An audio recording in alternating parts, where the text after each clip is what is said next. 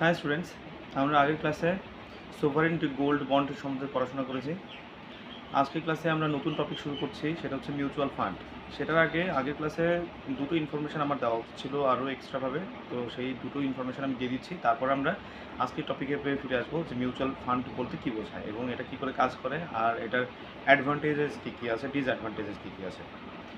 প্রথমে আসি আমরা risk in investing in sovereign gold bond. Sovereign gold বন্ডে ইনভেস্ট করাতে কী কী রিস্ক হতে পারে।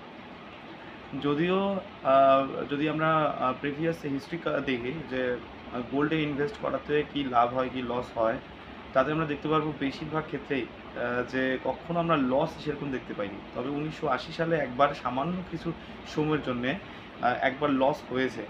প্রায় গোল্ডের দাম মানে 55% হচ্ছে কি নেমে গেছিলো। মানে আজকের কথা না, মানে আজকে যেটা হচ্ছে 10 মানে 1 গ্রাম কিনতে 10 টাকা লাগছে, সেটা হঠাৎ করে দেখা গেল কি 1 গ্রাম কিনতে মানে 4.5 টাকা লাগছে। 55% হচ্ছে কি দাম কমে গেছে, তাই না? এটা 1980 সালে হয়েছিল।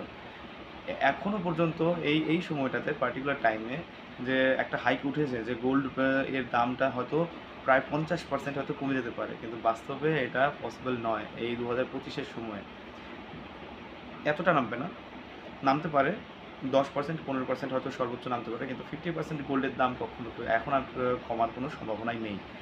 হ্যাঁ, আচ্ছা, যাকে সেটা আমাদের কথা নয়। তার মানে কি রিস্ক ফ্যাক্টর সোভারেন গোল্ড বন্ডে ওই হঠাৎ মানে কি 1% 2% চান্স থাকতে পারে যে হঠাৎ করে দাম কমে গেল। হ্যাঁ, তো এর জন্য গোল্ড মানে কিন্তু আবার তুমি যদি 2 বছর 3 বছরের টার্মে যদি করো, তাহলে দেখবে আলটিমেটলি একবার লস হয়ে গিয়ে কিন্তু ওটাকে রিকভার করে ফেলে যায়। হ্যাঁ, আচ্ছা, এবার আসি আমরা সোভারেন গোল্ড বন্ড স্কিম 2021-22 না 2020-21। সেখানে বলা হয়েছিল যে তুমি যদি অনলাইনে একটু গোল্ড বন্ড কেনো তাহলে হচ্ছে কি যে পার গ্রামে 50 টাকা করে কম পড়বে। এইটুকুই, আর কিছু না। আচ্ছা, চলো আজকের ক্লাসে আমরা ফিরে আসি যে মিউচুয়াল ফান্ড কী। তুমি ধরো হচ্ছে শেয়ার মার্কেট সম্বন্ধে তোমার কোনো আইডিয়া নেই, তুমি পয়সা কোথায় লাগাবে কোনো আইডিয়া নেই তোমার। তুমি কী করবে যে একজন যে মানে যে প্রফেশনাল আছে এখানে, যে কিনা অনেক বছর ধরে পয়সা লাগিয়েছে শেয়ার মার্কেটে, সে ভালো করে জানে যে কোথায় পয়সা লাগালে সে লাভ ঠিক করে নিতে পারবে, এক্সপিরিয়েন্সড লোক হয়। তো এরা কী করে যে মানে কি যে ব্রোকার হিসেবে ভাবতে পারো, তুমি তাদের কাছে পয়সা দিলে ওরা ঠিক জায়গাতে পয়সা মানে কি যে লাগিয়ে দেবে এবং তারা কিছু পার্সেন্ট রেখে দেবে এবং তো বাকিটা তোমাকে ফিরিয়ে দেবে। হ্যাঁ, এটা হচ্ছে ও কী করবে, সেই লোকটা কী করবে, সে এক জায়গাতে পয়সা লাগাবে না, সে 10 15 20 জায়গাতে আলাদা আলাদা কোম্পানিতে পয়সা লাগাবে। কোথাও লস হবে, কোথাও বেশি লাভ হবে, তো সব মিলিয়ে মিশিয়ে সে হচ্ছে একটা প্রফিট কামিয়ে নেবে। সেই প্রফিট থেকে তোমাকে একটা লাভের অংশটুকু তোমাকে দিয়ে দেবে। হ্যাঁ, এই হচ্ছে তোমার মিউচুয়াল ফান্ড। ওকে, আচ্ছা, তাহলে নেট অ্যাসেট ভ্যালু হচ্ছে কি মিউচুয়াল ফান্ডের টোটাল মানে কি যে অ্যাসেটটা ধরা হয়। ঠিক আছে, কি বললাম? NAV, net asset value. ঠিক আছে, আচ্ছা, মিউচুয়াল ফান্ড কত রকমের হয়? এটা অনেক রকমের মিউচুয়াল ফান্ড হয়, তবে হচ্ছে 6 রকমের প্রধানত আমরা চাকরি পরীক্ষার জন্য করবো। কী কী আছে এবার কিন্তু তোমরা সুন্দর করে হেডিং দাও মিউচুয়াল ফান্ড, এবার তীর চিহ্ন দিতে থাকো। প্রথমে আসবে ইকুইটি ফান্ড, 2 নাম্বার হচ্ছে কি mixed income fund, 3 number hybrid fund বা ব্যালেন্সড ফান্ড, তারপর 4 নাম্বার মানি মার্কেট মানে কি যে মানি মার্কেট বলবো না, মানে শর্ট টার্ম ফান্ড, তারপর 5 নাম্বার হচ্ছে ইন্টারন্যাশনাল ফান্ড, আর 6 নাম্বার হচ্ছে ইকুইটি লিঙ্কড সেভিংস স্কিম। ঠিক আছে, আরেকবার বলছি, প্রথমটা হচ্ছে ইকুইটি ফান্ড, তারপরটা হচ্ছে কি যে ফিক্সড ইনকাম ফান্ড অথবা ডেপথ ফান্ড, 3 নাম্বার হচ্ছে হাইব্রিড অর ব্যালেন্সড ফান্ড, তারপর 4 নাম্বার হচ্ছে money market or short term fund, 5 number হচ্ছে ইন্টারন্যাশনাল ফান্ড, আর হচ্ছে যে 6 নাম্বার হচ্ছে ইকুইটি লিঙ্কড সেভিংস স্কিম। ঠিক আছে, প্রথমে আসি আমরা ইকুইটি ফান্ডস। ইকুইটি ফান্ডস হচ্ছে কি তুমি ওই মিউচুয়াল ফান্ডে পয়সা লাগালে কিন্তু সেটাতে অবশ্যই ইকুইটি হবে, মানে কি যেখানে কিন্তু তুমি মানে কি যে অ্যানুয়াল যে মিটিং হয়, হ্যাঁ, সেখানে তুমি মানে কি ভোট করতে পারবে। ঠিক আছে, আচ্ছা, এবার আসি আমরা depth or fixed income fund, যেখানে গভর্নমেন্ট বন্ড তুমি কিনলে অথবা গভর্নমেন্ট প্রজেক্টে তুমি পয়সা লাগালে। হ্যাঁ, মিউচুয়াল ফান্ড মানে কি অনেকগুলো PSU গভর্নমেন্ট সবগুলো মিক্সড একটা হচ্ছে কি যে বন্ড বেরিয়েছে, ধরো মনে করো তো 5-6 জায়গাতে তুমি ইনভেস্ট করলে অন্য একজন ব্রোকারের থ্রুতে, তো সেটা হচ্ছে কি হয়ে গেল তোমার ফিক্সড ইনকাম ফান্ড। সে তোমাকে হয়তো মাসে মাসে মানে বছরে তোমাকে 8% 7.5% 8% হয়তো সুদ দিচ্ছে। হ্যাঁ, তো এটা হচ্ছে তোমার depth or fixed income funds. ঠিক আছে, হাইব্রিড অর ব্যালেন্সড ফান্ড, যেখানে কিনা মানে বন্ডও থাকবে এবং ইকুইটিও থাকবে। বন্ড আলাদা জিনিস, আলুর বন্ড যেরকম মানে বা গোল্ড বন্ড হতে পারে।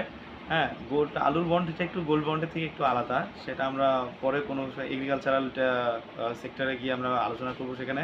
হ্যাঁ, গোল্ড বন্ড আসলে মানে আলুর বন্ড বা অন্যান্য ভেজিটেবল বন্ড কীভাবে কাজ করে, কী করে তুমি সেখান থেকে পয়সা কামাতে পারো, সে নিয়ে আমি আলোচনা করা যাবে। কোথায় তোমার হচ্ছে কি যে ইলিগাল কাজকর্ম হয়, সেখান থেকে কী করে হচ্ছে কি যে বাঁচা যেতে পারে। হ্যাঁ, তোমার ইনকাম কী করে বাড়িয়ে নেওয়া যেতে পারে। হ্যাঁ, তো এই সম্বন্ধে আমরা আলোচনা করব সেখানে।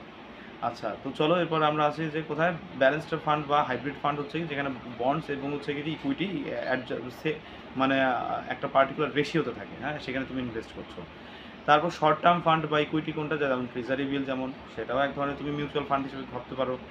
হ্যাঁ, সেখানে তুমি তো ইনভেস্ট করছো, তাই না? ফিক্সড ডিপোজিটের মতো করে ইনভেস্ট করছো। মাসে মাসেও তোমার কাছে দুটো অপশনই খোলা থাকে, তুমি মাসে মাসে সুদ নেবে না বা ইয়ারলি শেষে তুমি সুদ নেবে। এবার আসি ইন্টারন্যাশনাল ফান্ড, যেখানে তোমার মিউচুয়াল ফান্ড ইন্ডিয়াতেও হয়, মিউচুয়াল ফান্ড ইন্টারন্যাশনালেও হয়। এটা ধরে নাও ইন্টারন্যাশনাল ফান্ডও তুমি পয়সা লাগাতে পারো। এরপর আসি যে ইকুইটি লিঙ্কড সেভিংস স্কিম। তো তুমি ধরো হচ্ছে কি যে তুমি কী বলে, আগে এরকম হতো, এখন হয় না। নতুন তোমার ট্যাক্সের রিজাইমে হয় না। এখন তো 12 লাখ টাকা মানে কি যে উপরে কারো ইনকাম থাকলে তখন ট্যাক্স লাগে, ইনকাম ট্যাক্স লাগে। কিন্তু আগে সেটা 6 লাখ টাকাতেও হতো বা 4 লাখ 5 লাখ টাকাতেও হতো, সেটা একটু এই অ্যামাউন্ট কম হতো। হ্যাঁ, তো তবে সেইটাকে সেই ইনকাম ট্যাক্সটাকে ফাঁকি দেওয়া যেত, গভর্নমেন্ট স্কিম করেই রেখেছিল। যে ধরো তুমি হচ্ছে কি যে মিউচুয়াল ফান্ডে পয়সা লাগাবে, অথবা কোথাও ডোনেট করলে, অথবা তুমি চাইলে হচ্ছে যে ডোনেটটাকে আমি অবশ্যই মিউচুয়াল ফান্ড ধরবো না। তো তুমি যদি ধরো হচ্ছে কি যে তোমার ইনকাম দেখা আগে 6 লাখ টাকা পার ইয়ারে তুমি যদি ইনকাম করো, তার থেকে বেশি ইনকাম করো, তাহলে তোমাকে ইনকাম ট্যাক্স দিতে হবে। তুমি কী করলে, বাৎসরিকভাবে তুমি 50,000 টাকা বা 1 লাখ টাকা এক্সট্রা তুমি মিউচুয়াল ফান্ডে পয়সা লাগাচ্ছ তোমার বেতন থেকে কেটে।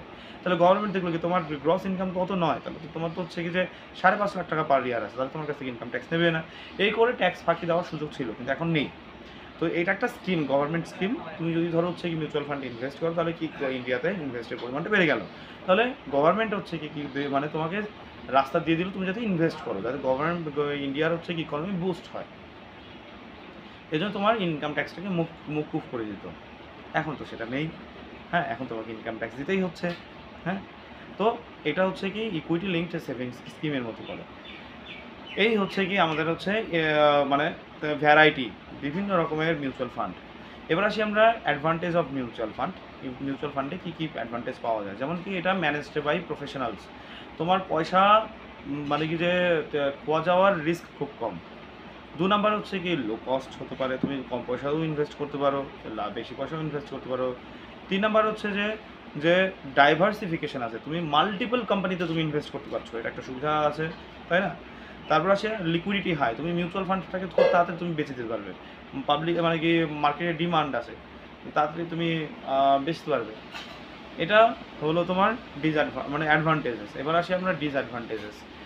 মিউচুয়াল ফান্ডে তোমার হচ্ছে কি রিটার্ন খুব কমই হয়, ওই তো মানে কি যে অন্যান্য ট্রেডিংয়ের তুলনায়। হ্যাঁ, আচ্ছা, আবার কি যে মিউচুয়াল ফান্ডে হচ্ছে তোমার আবার হঠাৎ খুব রেয়ার কেসে হচ্ছে তোমার পয়সা কিছুটা কমে গেছে, কারণ সব শেয়ার মার্কেটে ধস নেমে গেছে। এটা রেয়ার কেসে হয়, কিন্তু হয়। হ্যাঁ, তো আজকের ক্লাসে আমরা বললাম কি, আগের ক্লাসে সোভারেন গোল্ড বন্ডের দুটো ইম্পর্টেন্ট টপিক করেছি আমরা, সেটা হচ্ছে রিস্ক কী কী হতে পারে, আর হচ্ছে একটা হচ্ছে সোভারেন গোল্ড বন্ড স্কিম 2020-21 কী দেখা যায়। তারপর মিউচুয়াল ফান্ড কি, এর প্রকারভেদ কী কী আছে, এর অ্যাডভান্টেজ কী কী আছে, এর ডিসঅ্যাডভান্টেজেস কী কী আছে। ঠিক আছে, আজকে এই পর্যন্ত থাক। নেক্সট ক্লাসে আমরা আবার নতুন কেউ ইনফরমেটিভ নিয়ে আসার চেষ্টা করব। বাই।